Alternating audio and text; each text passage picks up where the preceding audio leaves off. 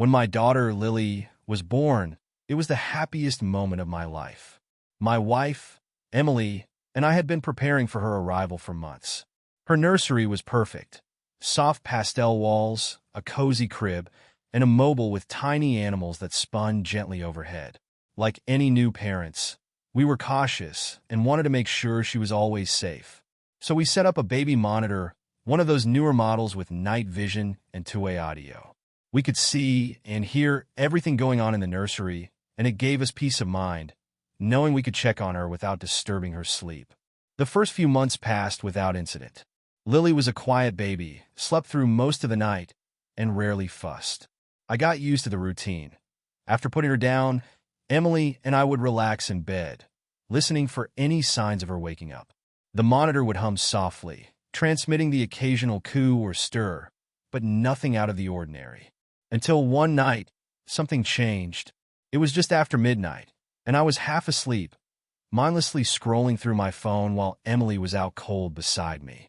Lily had been asleep for hours, and the house was silent except for the soft crackle of the baby monitor. But then, faintly, I heard it, singing. It was soft, melodic, like someone humming a lullaby. I paused, thinking Emily might have gone into Lily's room, but she was right there, fast asleep next to me. I turned my head, staring at the monitor. There was nothing unusual on the screen. Just Lily, peacefully lying in her crib, her chest rising and falling with her soft breaths. The lullaby continued, though, the tune hauntingly familiar but strange at the same time. My heart began to race. Who the hell was singing? I tossed the blanket aside, heart pounding, and rushed to the nursery. I pushed the door open gently, half expecting to find someone there. But there was no one.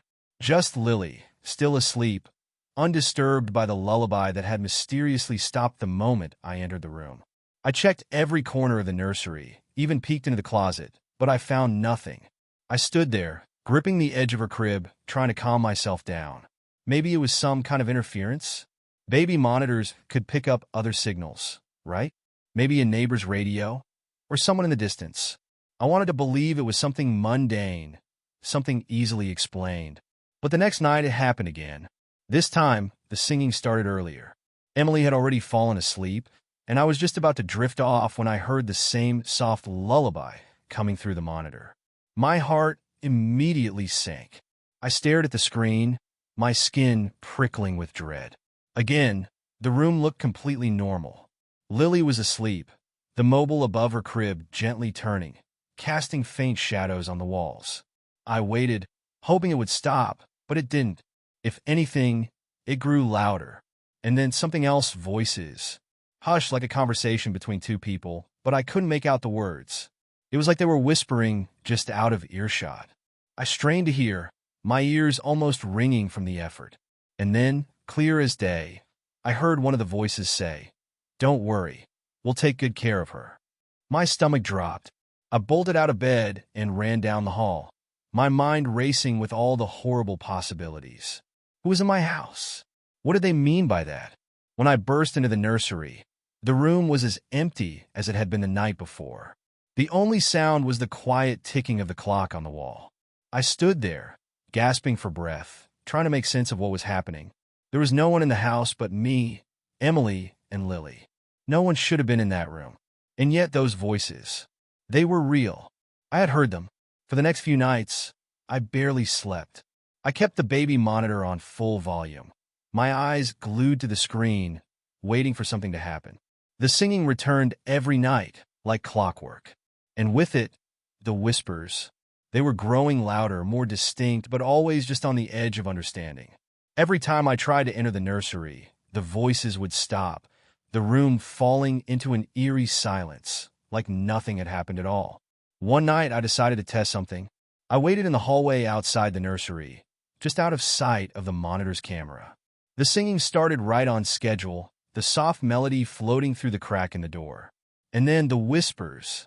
I held my breath, pressing myself against the wall, listening intently. "She's ours now," one voice murmured. "Soon, we'll take her with us," another replied. I felt a cold sweat break out across my skin. My legs trembled as I gripped the doorframe for support. They weren't just random voices. They were talking about my daughter. I burst into the room again, but like every time before, there was no one there. Just Lily, sleeping soundly in her crib. The monitor showed nothing unusual, but I knew now that the voices weren't coming from outside. They were coming from inside the nursery, and whatever was speaking was waiting for its chance to take her. I couldn't explain it, and I didn't know how to stop it. I told Emily about the voices, but she just looked at me like I was crazy. I tried to record the sounds on my phone, but every time I played back the audio, all I heard was static. Desperate, I did some research. I scoured forums, looking for stories similar to mine. I found a few scattered accounts. Parents who had experienced strange things with their baby monitors, voices they couldn't explain, strange interference. But none of them seemed to go as far as mine. None of them had promised to take their children. One night, as I sat watching the monitor, I saw something that made my blood run cold. For the first time, the camera flickered. Just for a moment, the image on the screen distorted like static on an old TV. And then, in the corner of the nursery, I saw it, a shadow. It moved quickly, just out of frame, but it was there. I was sure of it. Something was in the room. I ran into the nursery, but of course, there was nothing. Just Lily, my sweet, innocent daughter, completely unaware of the dark presence lurking just out of sight. I didn't sleep that night. I didn't sleep the next night, either. I couldn't. Every time I closed my eyes, I heard those voices, whispering, plotting, waiting. I don't know what they are. I don't know where they came from. But I know one thing for certain. They want my daughter, and I can't let them have her.